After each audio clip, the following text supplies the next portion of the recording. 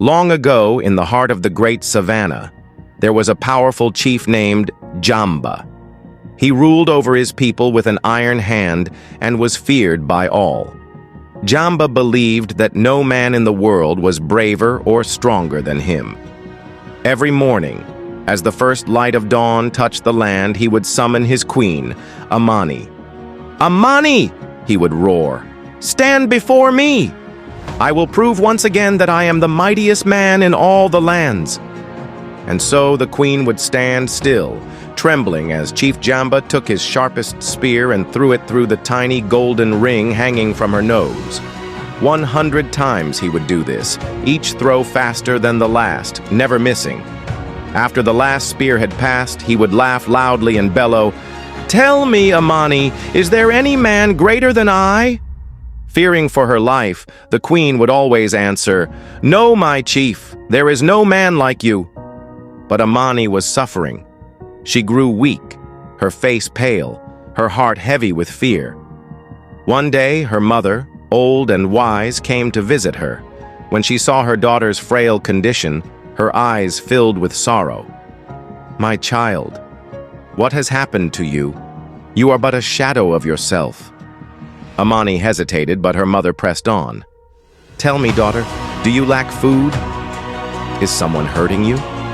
At last, Amani could no longer hold back her tears. "Oh, mother," she wept, "every morning the chief forces me to stand as he throws 100 spears through my nose ring. Each time I feel death creeping closer. I live in fear, knowing that one mistake means the end of my life." The old woman's eyes darkened with wisdom. She held her daughter's hands and whispered, "Tomorrow, when the chief asks if there is a man greater than he, do not fear. Tell him, the world is vast, my chief.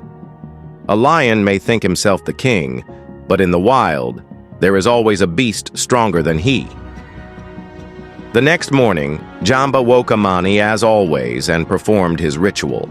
When the final spear had passed, he grinned proudly. "Tell me, Amani, is there any man greater than I?" Summoning all her courage, Amani replied, "Mighty chief, the world is vast. A lion may think himself the king, but in the wild there is always a beast stronger than he." Jamba was taken aback. "If this is true," he declared, "then I shall go and find this stronger man. Prepare food and water. I will leave at once."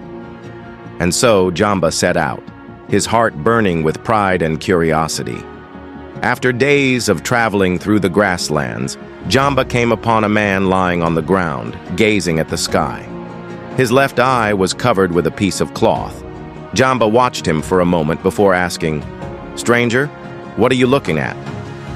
Without turning his head, the man replied, "The great spirits are dancing in the sky. Their fire glows brightly in the heavens." Jamba frowned and looked up, but he saw only the sun burning fiercely above. "You lie," he scoffed. The man turned his one uncovered eye to Jamba and said, "You only see with your eyes, but I see beyond what is visible. Tell me, who are you, traveler?" "I am Chief Jamba of the great savanna, the mightiest of all men." The one-eyed man chuckled. "If you seek might, wait a moment. Soon a silver feather will fall from the sky. When it does, I will take it, and then I shall join you in your search." Jamba laughed, but before long, a single silver feather floated down from the heavens. The man caught it effortlessly and placed it in his pouch. "Now let us find this stronger man you seek." Jamba, though shaken, continued on his journey with the one-eyed seer beside him, the archer of the winds.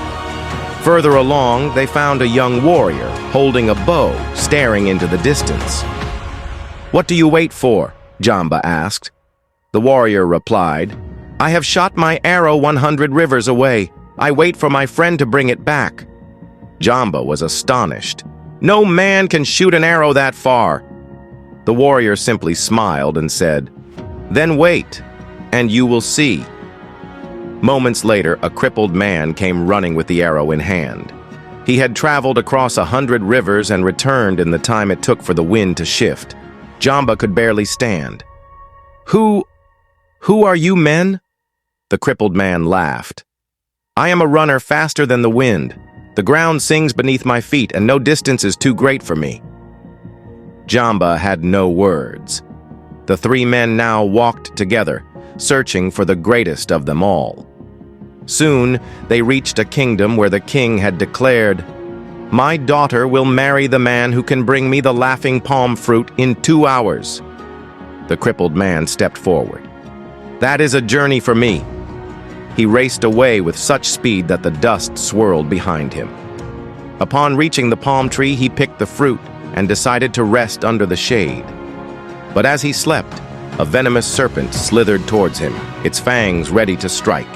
The one-eyed seer, sensing danger, whispered, "A serpent nears him."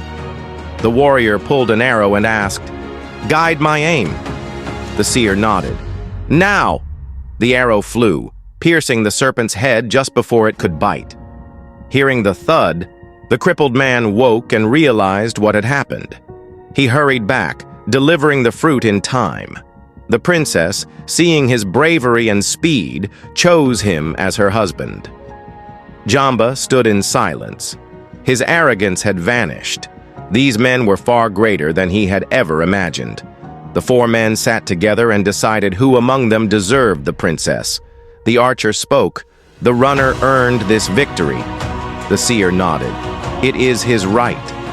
Jamba finally spoke, his voice humbled. "I once thought I was the greatest, but now I see that true strength is not in boasting, but in knowing when to bow before those who are greater." He returned home a changed man, treating Amani with kindness and respect. From that day forth, he ruled with wisdom, knowing that in the vast world there is always a stronger beast beyond the lion.